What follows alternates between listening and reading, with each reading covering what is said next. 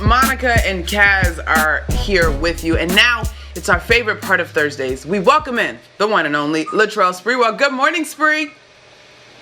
Good morning, guys. How are you? Fantastic. Feeling good, Spree. Feeling good. Obviously, we got you here. You know how it goes, man. You know how it goes every Thursday. You're our weekly Knicks contributor. But we also have one of your former teammates making his debut on the show today, Patrick Ewing. I got some questions for you, man. What kind of leader was Pat for you when he was over the Knicks? I know it was sort of on the downside of his career when you were over there, but how was it like having him as a teammate? I mean, I loved it. Every minute of it. Patrick is he's a leader for our team. He was always one of the guys that put in extra work after practice, like myself. And you just got to appreciate everything he went through at Georgetown and just, all the stuff he did with the Knicks. So it was a lot of fun, man. I appreciate it. I actually told Patrick when I was with the Warriors and I was a free agent, and the Warriors, they didn't pick me up. I'm sorry, the Knicks didn't pick me up, and Allen was a free agent too, so it was Allen and myself. So I'm thinking, I want to go to the Knicks. I hope they give me a look, and they didn't. So I saw Patrick the next game I played, and I went up to him. I said, "Hey, man, you tell the management that I was a little ticked off that they didn't even give me a look." So I mean, I really wanted to be a Knick at that point. So Patrick looked out for me. He went back to management and let him know, and I think that's one of the reasons why they, when I was suspended and able come to play for you guys, I think that's one of the reasons they did that, made the move. Now, we're looking at this picture right here, and he's kind of like, he looks like he's already in coach mode already. Did you know back then that he had a future in head coaching, even when he was still playing? Well, I knew he was capable of it, but I really didn't know if that's the avenue that he wanted to go down. But, once he got into it and really, you could see the passion there for the game he still had. So I wasn't surprised at all to see him coaching. So technically, Spree, we had scripted to ask you for your best Pat story. Was that it? That wasn't it, was it? I mean, it really was because, I went up to him and I'm just like, Pat, I'm like, what's happening? Why didn't the Knicks give me a look? I'm just like, what happened there? So, I mean, it was one of those moments that I always remember. And I think along with just Patrick not being able to play in the finals, I think he came up to me once and he looked at me and LJ, a couple of the guys. He's like, hey, he said, go out there and give me my damn ring. Unfortunately, we weren't able to. But, I mean, I just felt bad for him because he couldn't play in that series. And that was a bit of a, down moment. But at the same time, just knowing how passionate he is about the game. And he was pulling for us 100% even though he couldn't play. We turn the tables now to present day, as much as we love and we certainly respect what you guys were able to accomplish. Here's our question. Coach 'em Up, presented by Honda, Spree. Tomorrow, the preseason games will get underway. If you're Coach Tibbs, are you focused on establishing what your rotation will look like or getting a look at everybody on your roster versus competition?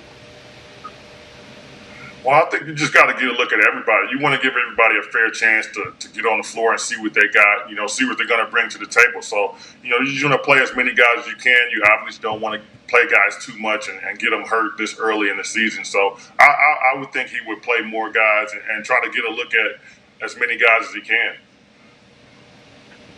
Now, Spree, speaking of those new players for the New York Knicks and guys that we're going to be seeing don in the blue and orange for the first time, Austin Rivers made a couple of headlines a couple of days ago with a quote pretty much saying that you need a special sort of makeup to play in New York City. Obviously, his father played here, Doc Rivers. We got the quote right here. He said, "We're in an era where everybody likes riding a wave. People have lost interest in going somewhere and making something great again. People not wanting to come here? Our job is to change that." Spree, what are your thoughts on Austin Rivers trying to change the narrative of New York City and making it a destination for free agents once again? Man, I love it, man. And I just hope that he can actually make that happen. Not just him, but the entire team. I mean, for me, New York, when I was playing, was always somewhere where you wanted to go. I mean, playing in the Garden is the best arena in the world. Why wouldn't you want to play there? The fan base is the best in the world. So, you got that going for you. And just New York itself. New York is a mecca. So how could you not want to be in New York? I don't understand why these guys don't want to play in New York in today's game. But hopefully, like Austin said, he can change that around. Man, we definitely look the most loyalist fan base, bar none. You're looking at them. You're looking at them. Don't at me. Okay, so we're going bigger picture topics here now, Spree, and the saga surrounding James Harden continues. Where would you like to see him end up? Oh, that's a tough one, man. I'm kind of a Knicks Bucks guy, so he can stay out west if you ask me. He don't have to come to the East. So I don't know. I'd love to see him happy. I think the bottom line is, a lot of these guys, if you're somewhere where you don't want to be, just let him go. If he's going to be unhappy, try to get the most you can for him, obviously, and just let him go where he wants to go. Just make the deal happen. One of the things, though, Spree, that Kaz and I continue to point out is the position that this puts Stephen Silas in. I mean, how would you advise him, or what would you do if you had to coach in this? I mean, it's a tough situation. I mean, if he comes into camp, you just got to make the most of it and work with him as best you can. But at the same time, he's not happy. So I'm sure management and coaches, they're going to be in close contact trying to figure out what's the best move for their organization. But if a guy's not happy somewhere, he really wants to go, you just have to be patient and try to get the best deal you can as a team. All right, Spree, let's stay in the NBA real quick. The Houston Rockets has a couple new toys in John Wall and Boogie Cousins. You got Kevin Durant coming back playing for the Brooklyn Nets. You got Stephen Curry coming back for the Golden State Warriors. Chris Paul in Phoenix. Russell Westbrook in Washington.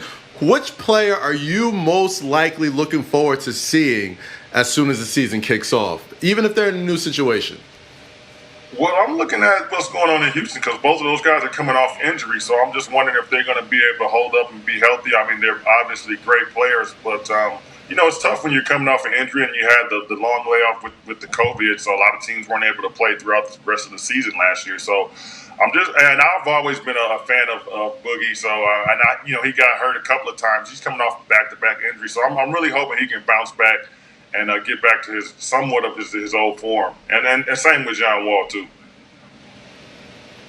Now, Spree, it's been the shortest offseason in professional sports history. And on top of that, Adam Silver and the NBA have just implemented a brand new resting policy, which could, it could end up having players being fined close to $100,000, I want to say, for missing televised, highly publicized games. What are your thoughts on this new resting policy, especially when it seems like load management is probably going to use more than ever this year to prevent, injuries and get people some rest after a long layoff?